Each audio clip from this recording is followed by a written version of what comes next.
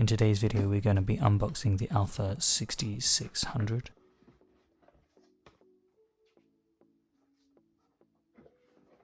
And here is the usual paperwork.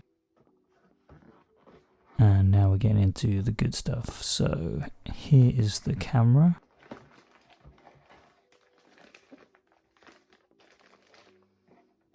So we're going to look at the accessories first. There's a nice strap here.